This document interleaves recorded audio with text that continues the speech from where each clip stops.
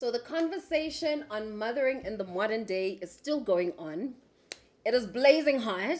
I am DJ Mofire and welcome to my spot.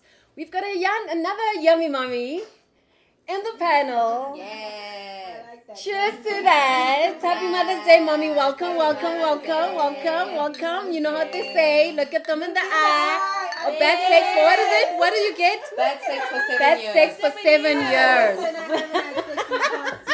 What? Wait. We will touch on that. I am celibate. Wait. By choice. By choice. And also just fearful. Okay. Yeah. Okay. We will come back to that. uNombuso, we've all introduced ourselves. Thank you so much, first of all, for joining us. Thank you, thank you, thank you. We love you. We appreciate you. We think by virtue of being such an amazing mom that you are a superstar and you are like a superhero. Please, will you just briefly introduce yourself? Okay, so I was born Bianca Jacobs. uNombuso is a name that I use from a spiritual perspective. I don't know how to go into this. I don't even know if I should go into this. Yeah, so I always, nowadays, I introduce myself as uNombuso. A lot of people don't know this name. So this is going to be new for some people if this is going to be watched by some. uNombuso is a name that was given by my dad, my biological dad. Never made it to the ID, but I'm now introducing it because... okay. Take your time. Take your time. It comes from a very intense spiritual journey that I'm still going through. And in the spiritual journey, the name my dad gave me, my biological dad, called out to me. And this is the reason why I want to be called uNombuso. I've told my mother this. Bianca Jacobs was a name I was given by my stepdad and by my mom. And this is such an emotional story for me. Take your time. Sorry, guys. Take your time. I'm now putting the name uNombuso into my ID, taking my mom's biological surname, which is Ntlawuzane. And this all started in 2016 when I was pregnant, 2014, when I was pregnant with my son, Khanyisa. A lot of things started changing, a lot of awareness, and I've noticed that this awareness actually was there from a very young age, but I guess the pregnancy of Khanyisa brought a lot to light for me. I needed to do lots of inner work, lots of healing. I started doing a lot of consultations because of the dreams that I was having, because of the things that I started to see all over again. And this was me when I was a child. I tried to push it away as hard as I can because I came from a Christian upbringing, Anglican upbringing, and that wasn't allowed. It wasn't allowed. You were not allowed to see things. You were not allowed to say things are going to happen because they eventually did happen. And so I shut that part of me down. So Khanyisa, and this is the reason why I called him Khanyisa, because Khanyisa brought so much to light for me. And his name, and just him. I've met Khanyisa. Yeah. He's amazing. He's just, he's just, I say my kids are enlightened human beings, enlightened spirits, because they know so much as well. And I'm glad that I'm a mom who is not going to hide that from the world. And I'm a mom who is so open to that, that I'm allowing them to just be themselves. Both Khanyisa and Azile. Once this one lady said to me, "Why did you call her Azile? Because you brought up a storm. You're bringing up a storm." What does Azile mean? Azile means they are coming. Oh, okay. Azile amantombazane, Azile amantlawuzane, Azile amabhungane, and she does. She's a storm. She is. I'm so proud to be her mom. I'm so proud to be Khanyis's mom. So Bianca Jacobs, but I want to be called uNombuso. Okay. I think I've said enough. I don't want to go into more. You've almost said enough. Almost said enough. Because it just Almost said enough. It always brings up a certain emotion. So last year, we did the traditional umsebenzi, where I have now taken on my mom's surname is uNombuso, and then I've now added the dad's name, uNombuso. My dad was not in my life, but that name came up very strongly that I needed to use it. Because when I was around him, that's the name he called me, and he said, "I'll never call you any other name besides uNombuso, because uNombuso, you know, uNombuso is you have the abundance of life, you have the abundance of, and I feel that a lot in my life." uNombuso, what do you do? Apart from my work life as a career, in my career life, in my work, in my motherhood life, I call myself the VP of optimistic people, but I'm actually I like that. I call myself the VP of optimistic people, but I am head of operations in an IT company. Head of people operations. I've always been called to work with people. I've always been called to mother. I've always been called to heal in every space that I occupy. I'm always there for a certain reason. I'm there to drop a certain message. I'm there to open up somebody to something that they didn't know, or something. We look forward to that today. No pressure. I hope that's why I'm here, you know? Because I asked myself when you sent me the message and you said, Yana said, and I'm just like, my beautiful friend, she's always bringing me and guiding me into these spaces, but why am I actually coming here? Why am I here? You know, there's a reason why, because that's another thing. I doubt myself a lot. And I doubt myself a lot because it comes from my childhood, where perfection, it's either you're perfect or you don't exist. My mother constantly compared us. You needed to be great. You needed to be this. Do you think that was a good thing? It wasn't a good thing, but she did the best that she could. That's all she knew. She didn't have any other role models.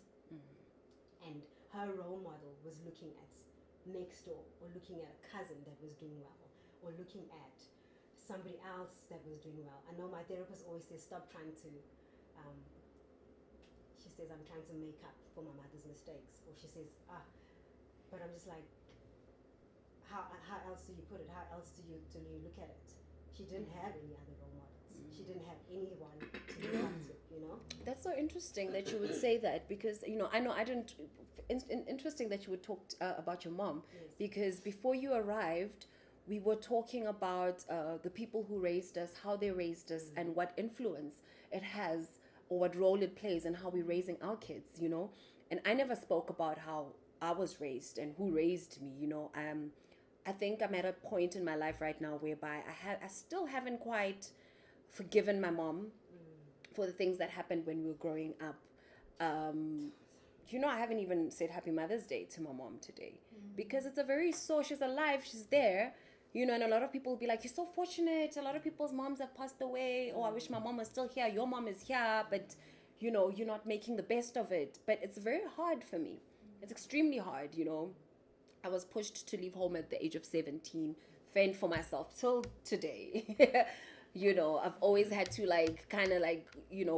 look after myself, guide myself, provide for myself, and be where I am at because of myself, you know. But why is that causing animosity? Isn't that a tool that made you independent?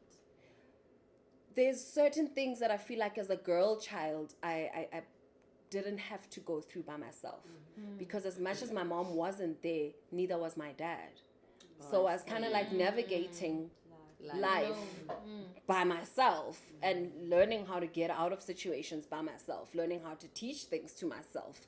You know what I mean? So it was really difficult, and I'm learning now and we're trying to build this relationship with my mom, but it's still extremely awkward, you know, to a point where I can pick up the phone today and call her, but it's very hard. I'll always call her much later in the day when I've dealt with myself.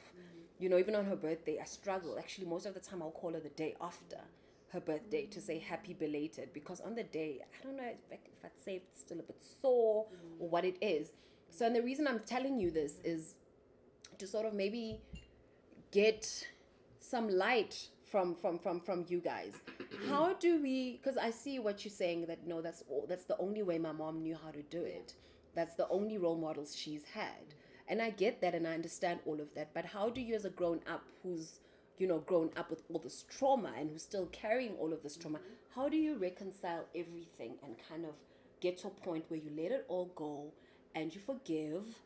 Because obviously it will affect how you raise your kids, because I see how it plays out in the way I'm raising my kids, and I'm fighting so hard not to be like her, but find myself being so much like her in the same breath, Yes. You say fighting so hard because it took me tasting my mother on my tongue for me to decide to go to therapy.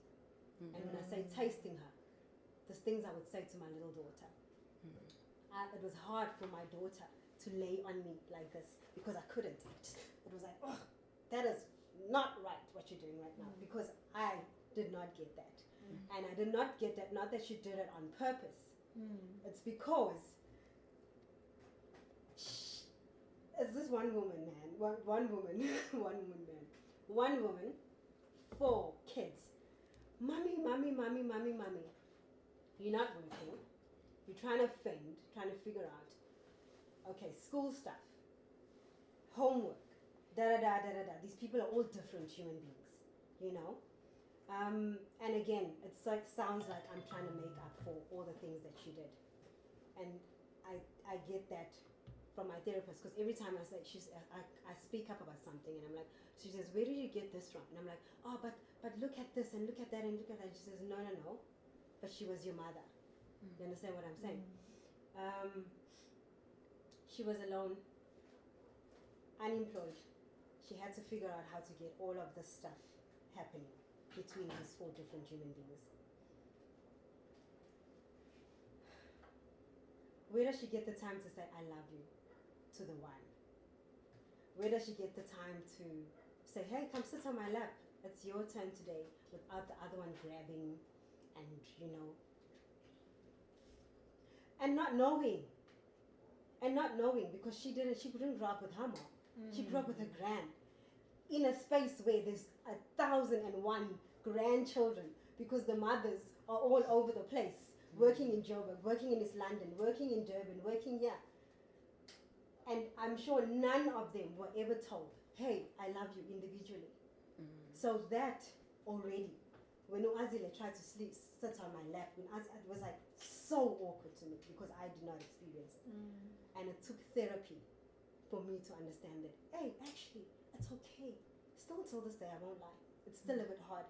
But then I have to speak to myself constantly and say, she's your daughter, she's your daughter, she's your daughter, she's your daughter. It has to happen. If it's one thing that I'm still battling with, it's the affection. I'm getting all the other things, and I think I'm figuring them out as I go. But the affection part, I'm still battling with it. And I think that's also part of the reason why I am okay without having a relationship, because it's the one thing that I'm battling to do, is show affection. And show it like fully. It's like, it's a fight. Wow. I remember when my dad passed away. So I was 14 when my dad passed away. My little sister, who was the youngest, was 3. So my mama was left with a 14-year-old And a 3-year-old. and a 3-year-old and 2 brothers in between. So 4 children. It's actually really beautiful. So she made this vow to get us all through our schooling. And my sister this June writes her final exam. Wow. You know, so she's like, well done, mommy. she's about to like have fulfilled that oath. But she took her journey of grief and I took mine, and we really clashed in that. We really clashed. It was very unhealthy between us for quite some time. And I remember I used to project onto her, if only she would do this differently, if only she wouldn't do these things, then I could be close to her, then I could love her.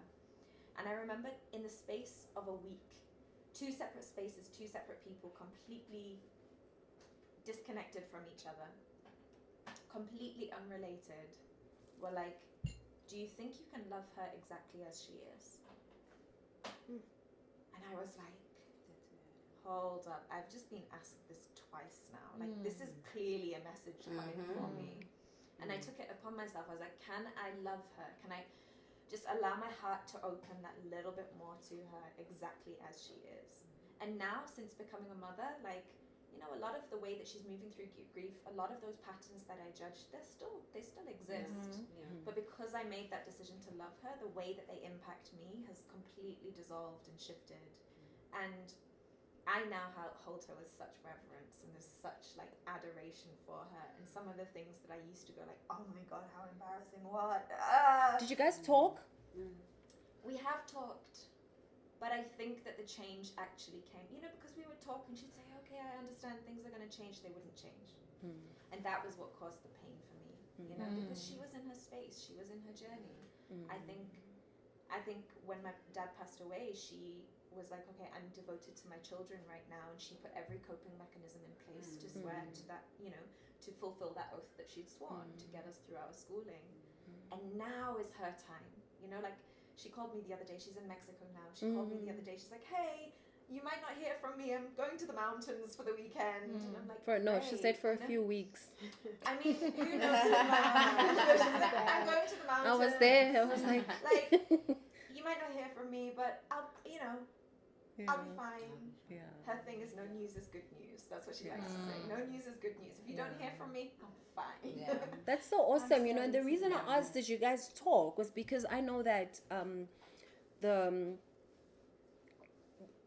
dynamics between black and white mothers is very different. You know, like a lot of us grew up in environments or in homes whereby there's certain things you just don't talk to your mom about. In fact, we don't really talk to our mothers. Like our mothers don't really talk to us, you know. So that's what we're changing, you know. And that's what we're changing. I know that, for instance, like my mom and I, like we never spoke about the birds and the bees. We never spoke about periods. We never spoke about alcohol.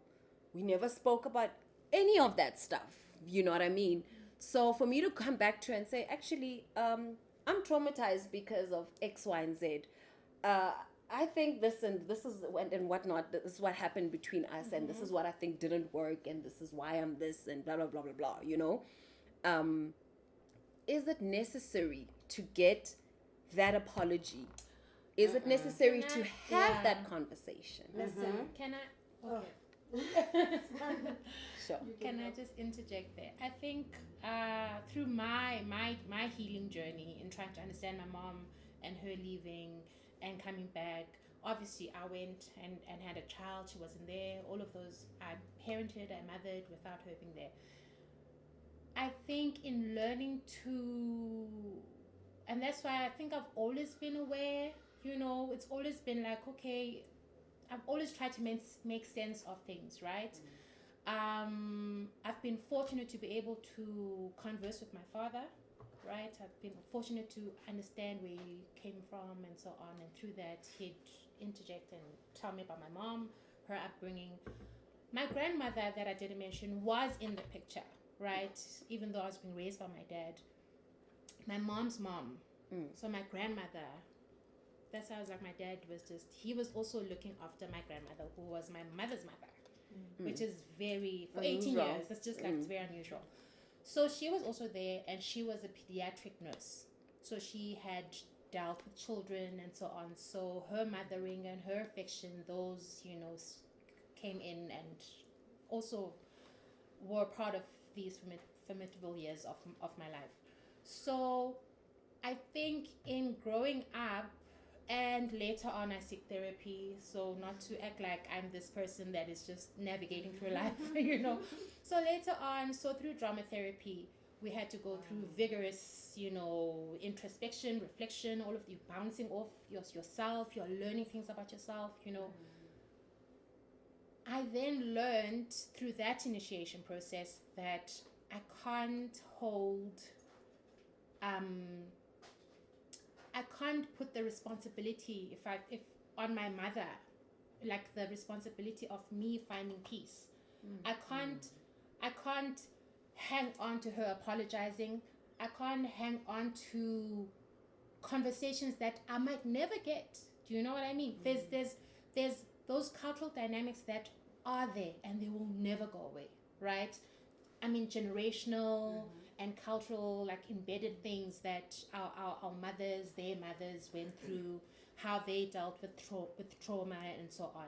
So I think even if we don't have those conversations, I think the onus is on us to try and find ways that are safe for us, that are healthy for us, in order for us, literally, if you see a therapist, and try to find healing for yourself, because you might not get that apology that you want, unfortunately. Most likely, Right. chances are Never. Even the conversations that Speak you on want. Yeah. So, I'm talking about the fact that you said your mother went away. Yeah. My mom also went away. Mm-hmm. She went to go look up her mom in East London. Mm-hmm. I was a teenager.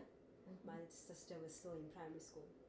But my mom never came back. I grew my sister up. I grew myself up. So my mom doesn't know how to be in a teenager's life. She's never grown up a teenager. So she had a so I was a teen. Then I grew out of that, and I had to now grow up this wild teenager that is my sister. And this is why I think, and when I say easier, I'm finding it easier with Azile. I say it like take it with a pinch of salt, you know, because I've grown up a teenager before. And coming back to the conversation of, do you need the apology? My mom is now seeing me with my daughter, and she is getting that perspective, and she's understanding, she's asking questions. Why this way and not that way? And I'm saying, because of this. And then I'm saying, hey, and that's where I'm finding how I bring up the conversation with her. Sorry, I focus on one person. No. That's fine. I can't focus on everyone. So she says, why this and not that? And then I say, because of this. And then I say, do you know how I needed you at this point in time in my life? And then I bring up that conversation. And then she says, sorry. Oh, that's amazing. That is So your amazing. mother's Yes. apology. Okay. So she doesn't understand. She didn't understand. She didn't understand. So that's the only point where I'm getting apologies. Because I'm now. You are initiating the Yes. conversation. She initiates the conversation. And also where that's coming from. Sorry, and she says sorry. She says, That's amazing. Yeah, Black right? women do not say sorry. it's taken her a long time. It's taken her a long time. It's taken her a long time. Yeah. It's taken her a time where myself, my sister, my older brother, and my younger brother sat her down. And at that time, I was drinking. And we all sat with a bottle of James. Sorry, am I? No, go for it. A bottle You're of advertising. James, a bottle of gin and ton, and she was there. She doesn't drink. And we went in. And we were like, and why? And there was a point where she couldn't take it anymore. She said, "Hi, I'm going to sleep." Yeah. Gang. But I think when she sat down and she sat with herself and she saw all of these things coming, and she started to The understand. penny dropped. Yes, it dropped, and she said, "Maybe I actually need to say sorry." So it's only when one-on-one, when I say, "Hey," or when she says, "Why that way and not this way?" and I say, "Because of this way," and I say, "Do you know how I needed you?" But you That's see, where those conversations you are lucky to have a mother who's emotionally open enough to receive that. When my father left us with my mother, then came the time when, okay, I'm a lobola, and they were like, no, we can't give it to your mother, we must give it to your father. And I was like, but he hasn't been there since I was like 17 or something, you know? Where am I going to find him? And how are we going to do this whole process? I had to find him and tell him what's going on, and he was like, "Oh, congratulations!" He spoke as if we just spoke on the phone yesterday. You know, like everything's great. That is the true and beautiful nature of men. Yes. typical. Yes. So it's like, Typical. "Oh, my baby, you're getting married. Oh, you're pregnant, right?" You know. And okay, fine. Then we lost contact again. The wedding thing didn't happen. We almost got there, but we didn't. And then years later, when then I was separated from the father of my children, I went back to my father, because now I heard that he was now separated from his new wife. So I wanted to understand like what's going on, you know. And I had hyped myself up on the drive there. I was like, yeah, get on 1, 2, 3, and this and that, and how much it pained me because my father was what you were saying about perfection. My father, if he came home with 80%, why not 90? If you come with 90, where's the rest? Yeah. You know what I mean? You come home, you're number 2. No one remembers number 2. Why are you not number 1? You know what I mean? So he was always pushing me, and that's part of why I was always pushing myself as well. Even when he was there, his voice was still there going, you need to be the best. You need to get the award. It's not enough if you don't have the award, if you don't have the, you know. But it was so lonely because now I was doing all these things and he wasn't there. You know, my matric valediction, I invited him, he didn't come. And you can imagine I'm in the performance arts, so everything of mine, we're putting on a show, we're staging at this, we're doing that, we're having a concert, and there's that one seat that's always for your father and it's always empty year after year. You know what I mean? And so I was ready. Sorry. That's another thing. Sorry, Mama. Thank you. So I was ready to have him tell me what's going on. Like, why did you just leave? I understand you had a problem with my mother. But what did why did you leave me? That's a question I think every child. Yes, every child that didn't grow up with a father. I'm glad we're actually talking about that because the next thing that I wanted to talk about is are the communities. You know, the communities that are involved in raising these beautiful human beings of ours. You know, a family constellation. So, who are the people that are with you that are raising these kids with you? You know, are we single? Are we married? Are we British and married to African men? Our babies back home? Our kids, do they have the same fathers? You know, what are those conversations around that? How do we navigate that? Are we divorced? I remember you asking me the other day. I remember you asking me. I remember you asking me. I don't know when it was, but I remember you and I like just briefly touching on that topic of how do you deal with your ex or the father of your kids introducing a new partner to your kids. You know, how is it? Are you finding it easier? Is it something that you've learned to kind of like? First of all, what's your home situation in terms of your kids, as far as your kids are concerned? So we are now happily co-parenting. We weren't always happily co-parenting. Obviously, we had built our lives around each other, and you know, as I said before, I was willing to bend over backwards to make it work.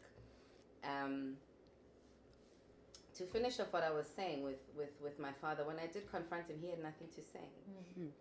He had seen my ex out with other women. He'd been in those spaces, but didn't care to pick up the phone and say, yo, this is what I saw. Or come into our home and be like, Salan Pansi, my children. Yes. This is how. He was honoring the bro code. Yes. Yes. Over his own daughter. Yeah. But because he's doing the same thing, see. He's out That's there why he would honor the bro code. So anyway, that Hose.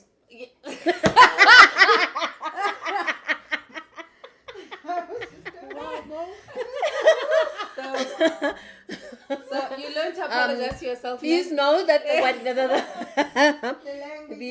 the language or the opinions of the ladies on the panel are not an indication of the brand as a whole. Yeah. So now it obviously influenced now where I was going because I was determined to accept my father's children because now that I was separated from your father's children that were out of my mother. Okay. That he had. Yes, after my mother. Oh, okay. Yes. So, because I was like, I need to show my kids that should their father have other children or should I have other children by another father, it's okay. You can have a blended family and you can get along. Okay, that didn't work out. With you and your... Okay. But what it taught me is that it taught me to accept that I'm never going to get an apology from my father. I'm never going to understand why he does what he does. I might never get along with his children the way that I would love for my children, but that doesn't mean that I must wear that cross and continue with it with the father of my now children. So in me accepting and forgiving him, it helped me to accept and forgive the father of my children. Because then I could say, he's just a guy. He's doing the best that he can. If I just accept him for who he is, because before I was putting on the pressure of, this is the kind of husband that I want, and how he's gonna father, and how he's gonna treat me, and how he's gonna treat us, and you're not living up to those expectations, so that conflict is happening all the time. Now that I didn't have those expectations of whatever, it was just like, let me just see you for who you are and how you want to relate to these kids. And I was actually pleasantly surprised. I'd never considered the trauma that he is going through, waking up and there are no little people. How do I come back to? And there are no little people. I'm coming back to. How do you deal with your ex Oh, okay. and a new Introducing partner people. being introduced to your kids? He hasn't introduced a new partner. Do you have a new partner? I hear say that he's got someone, but we've never met. I've been dabbling here and there. I don't have He's anything. Yeah. I don't have anything permanent, normal, implement with the allowance. But we've been fortunate enough that we've had the conversation to say, before we can introduce our children to people, let's introduce those people to each other. Would you date someone who's got other kids? Yes, I did date other people with other kids because I felt that then you understand my dynamics. When you phone me and I say I can't have kids, or yo, go school, my kids are phoning, I have to go. You don't have, but baby, our date and you're not gonna be. You know how men can be possessive and controlling, etc. If at least he has kids, then he'll understand. So. Yeah, but the person I'm seeing now doesn't have kids, but he doesn't have to have an issue. But again, I am not weirded out, not fearful, but I don't know how to call it. It's an anticipation, but I don't know in which space to put it because my children don't want for anything because of the kind of father that they have. You see what I'm saying? So the next person or the next dynamic that I have to introduce would have to live with that dynamic. Like he will outdo you. You buy his child a tablet, he's gonna come with an Apple. Xbox. You know what I mean? An Xbox. You're gonna come with sneakers, he's gonna come with Timberlands. You see what I'm saying? I get it. I So- know those people. I have so- that person. So that dynamic have is that something person. I'm struggling Tell us about with. it. Yes. So I've got 2 kids. Khanya is from one dad. Azile is from another dad. Azile's dad, I want to say swear words. Azila's dad is toot. And he toot. That's Azile's dad. I've tried my best with that guy, in terms of him coming into Azile's life. I don't have an issue at all with him being in Azile's life. I've said this to him. He's now married to somebody else who's exactly like me, born on the same day as me. That is Wow. Exactly. He And went the same and found age. another you. until this day, I feel like he's not over me. So this is why it's so hard for him to be in his daughter's life. She's tried as well, the mother, the New wife. mom, the new wife. She's tried. She's tried to bring them together. But he does not know how to. He does not know how to be in that dynamic of having Azile's mom and Azile and this other woman. He doesn't know how to do that. He's still very much a child. He's 40 something, but very much a child. I've come to that decision that he needs to grow up. So you're not co-parenting? Not co-parenting with You're a single parent. with Oazile. Okay. Single parent with Oazile. Also a weird dynamic because with Khanya's dad. Yeah, I wanted to ask you that. It's a beautiful co-parenting relationship there that I'm having there. Weirdly enough, he fully wants to be in Azile's life. And he's been playing daddy to Azile. And I have been the one that's building the wall. And saying, if anything has to happen, Khanya's safer than you are. And I'm building the wall.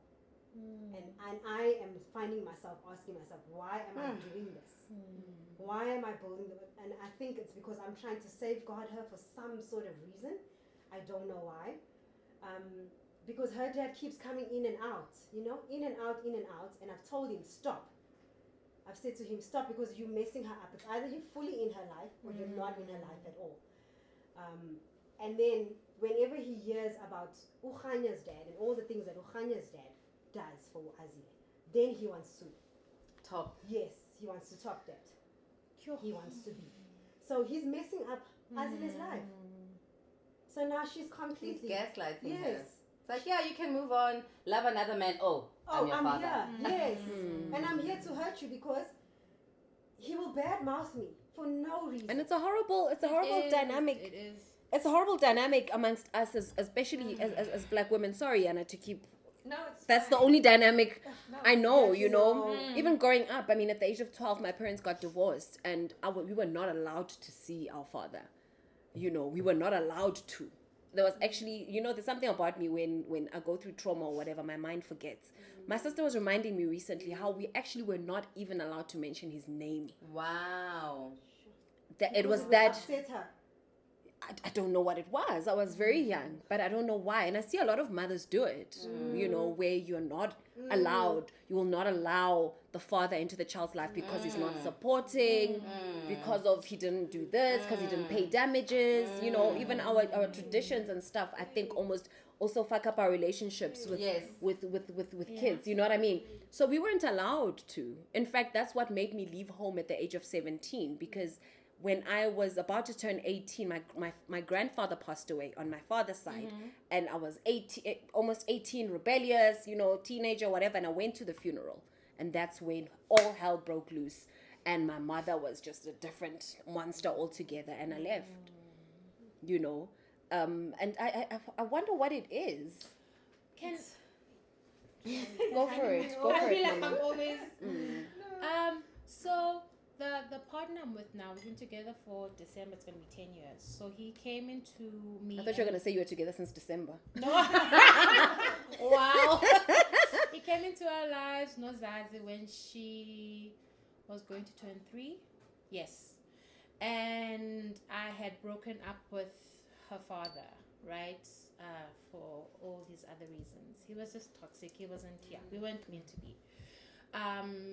But I hung on to that relationship because we were speaking about that, about how, you know, a fairy tale, it's your baby daddy, and First it's your love, first love, yeah. a child out of wedlock, and then now, But eventually, I think I was like, I'm done. Like, okay, I've always been independent. So when I started doing things for myself, I was like, Baba Upion. And I was like, I think I was in a space where I was like, what is there to love if this person can't provide for his own child? Like, why am I even, you know, strung up about this guy? Anyway, met this new guy, and he was just like, this is my child, you know.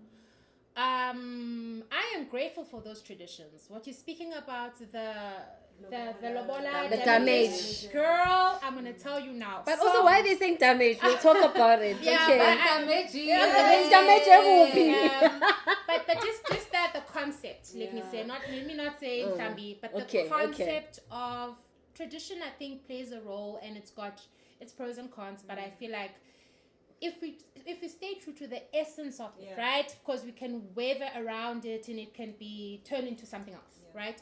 So he didn't pay the damages in Laolo, whatever, and my dad was like, it's fine. He can see his child.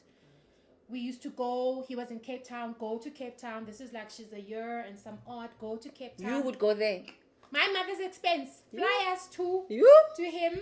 He hasn't done, to see him, whatever. And I think they just wanted me to be happy. They didn't even care about him, you know. It was just like, and I was more the baby to be happy. baby as well. And I was smitten. I was like, there's hope, guys. It was on chat.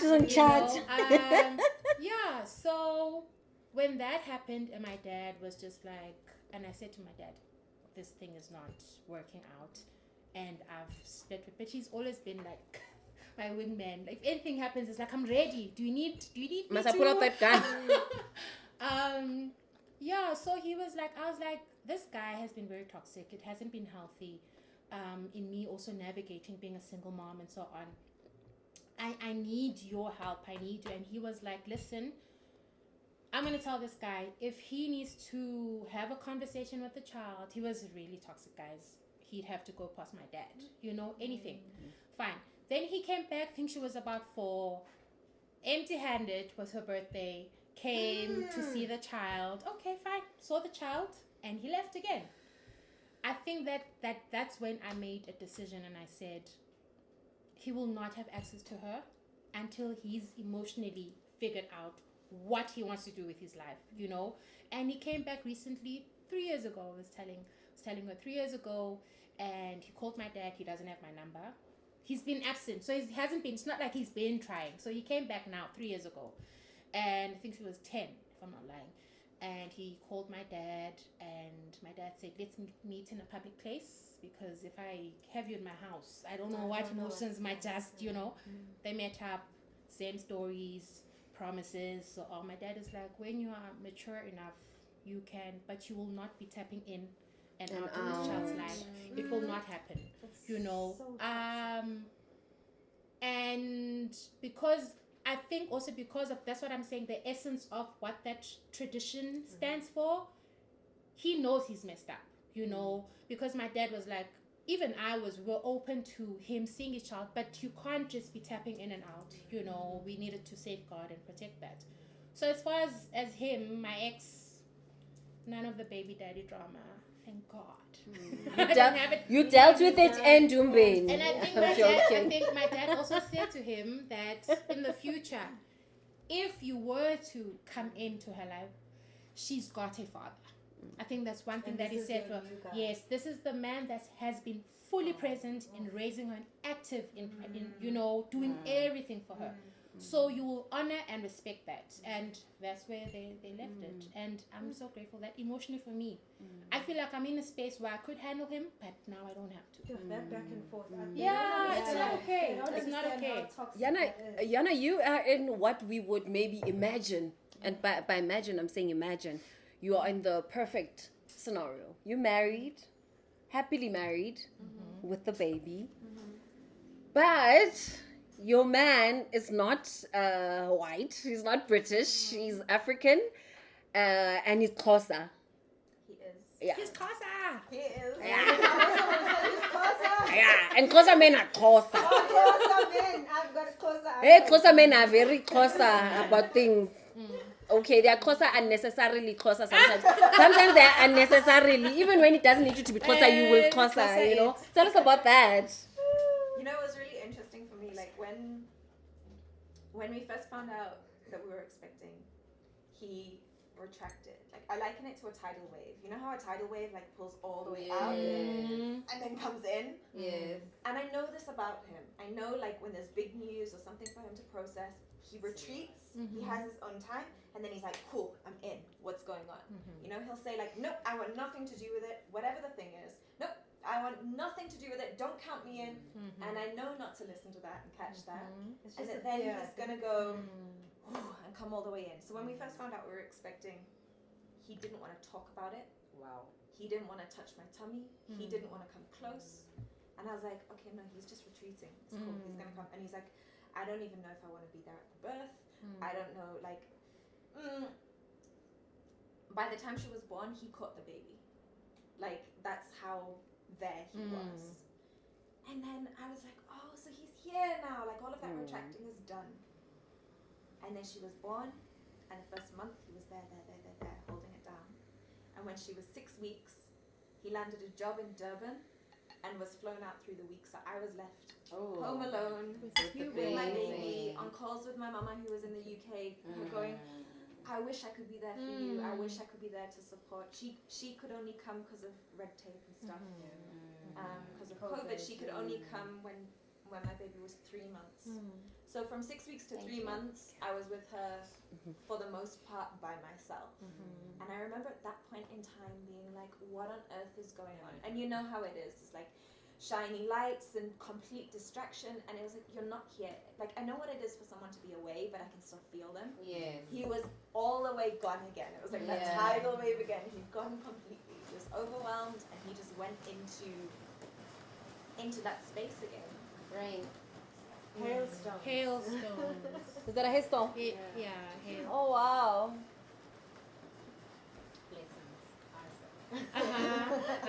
Yes. Yes, you're still telling us. So there was this whole like retracting that happened, and now he's starting to find his way into being all the way in, and I'm starting to hear things like, I just want to be with my daughter, and the way I see him light up with her.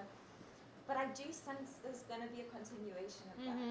And what I got to see is like my expectation, you know, what I got to see was two people find each other, become a team, work together in the same room every day, have 4 kids, like they're together. Okay, we'll have a baby.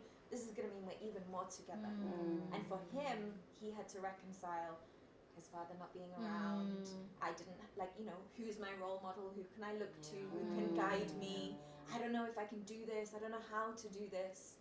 And so again, he retracted to go and find his space to process all of that. And that's been really difficult, like realizing, what we had when we were growing up sets the subconscious standard for what we expect. Yes. And he said to me he said, like, I felt bad being at home and not working. I felt ashamed of that because I learned men come in and out. Men, they come, they appear for a bit, and then they go. I wanted to ask you just now. Yeah. I actually wanted to get into that just now. Like the whole concept of when we are looking after our babies, we're looking after our babies. But when men are looking after their babies, they're babysitting. They're babysitting. Or they're helping us. Yes. That It's for me not has their always been duty. Something like, Yeah. how are you babysitting your own child? Your I own was saying child. to Kanye, I was Yeah. saying, how is it when she was telling me about how being raised by her father and how her father was playing this dynamic role of being mom and dad and raising them and You're so providing, lucky. and he was providing the emotional support, being present, being financially supportive, all of those things. And I was like, wow. And then I look back and I go, no, man, I'm You're not happy with supposed my to. reaction. Yes. He's supposed to do that. Look at me. Why You're is so it about- lucky. And then I Yeah. touched to her to say, it pains me sometimes because I've had to sacrifice so much as a performer in the industry where you're a mother now, you know. You can't be going to nightclub or dancing, gang of instrumentals and what. You know what I mean? You don't look the part. You don't, all of those kind of things. So you go, oh, okay. Who would say that? So you sacrifice. Is this still husband? Yeah. Okay. So then you sacrifice your body, then you sacrifice your career, then you sacrifice your dreams, then you sacrifice your everyday life. Then you're compromising every day because they're your children. You're their mother. So, and they're also girls like you. So, you know, men don't know nothing about that. You know about that. You know about that. So then you're like, oh, okay, cool. Let me go on with it. And then I've done all of that, and now the separation happens. I look back and I'm like, sure, there was so much that I still wanted to accomplish. You know, thankfully, God being alive, we're still able to have the opportunities to pursue those ambitions and passions. But whenever they do amazing, you know, and he posts on social media, people are like, you're such a great dad. Oh my God. And the comments go on, like there's reams and reams of comments and 7,000 likes. How does it make you feel? And then I look at with me. But how does it make you feel when you 91 see likes. that? How does it make you feel? I mean, there's some resentment there because you're like, oh, Mother's Day is every day. I'm a mother every single day, and there's no freaking smoke break. You know what I mean? There's always mama, mamzo, mama. You're like, can you for once say daddy? You Am know I the what only mean? step parent here? Am I? Yeah, you are. I am. Yeah, you are. Am I the only step parent Yes, here? you are. Okay. Yeah. Okay. Yeah, you are. Because I must be honest, I do find it very difficult, you know. Step parenting. I was Yeah. just about to ask, how's that dynamic? Yeah. It's interesting. Because Tell us about it. Yeah, I want to hear about it. I mean, There's many aspects to it, you know what I mean? Like, first of all, my youngest is 12. My youngest biological child is 12. And I don't remember what 3-year-olds are like. So I find myself, first of all, I think, apparently I'm not strict, but I feel that I'm strict, you know, and I get very impatient with her. And I ask myself, because I really don't remember, like, was I this impatient with my own kids? Could it be maybe because she's not my biological child that I'm this impatient? So are you know? questioning how you relate? Yes. I'm trying to remember how I was with my kids when they were toddlers. I really can't remember. Were they this naughty? Is she naughty? So I find myself having to ask myself all these questions. Is she just curious? is she naughty? You know what I mean? Are you finding that you are expected to live up to or be consciously not living up to the evil stepmom? Yes. Because I try there's so to- much trauma when you speak about the evil stepmom. Because, Yeah. there are evil stepmothers out there.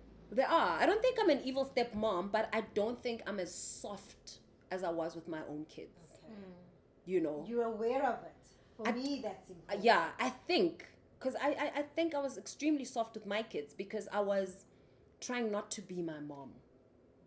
Do you think there's something to be said for the journey that you took with your kids though? Like you saw your kids when they were born, when they were 1, when they were 2, then they became That 3, then intimacy. like so that like journey and you found your way into it. Whereas now like this person's just this arrived person. Yeah. and you haven't had And that guys, same like little 2, 3-year-olds are unfolding. evil. Sorry, they are. They're evil.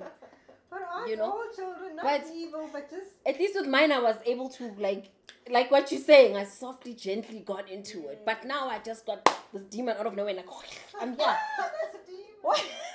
And Terrorists, they are terrorists. Like little 2-year-olds and 3-year-olds. I like they are. Can't you just take them somewhere until they're like Come back.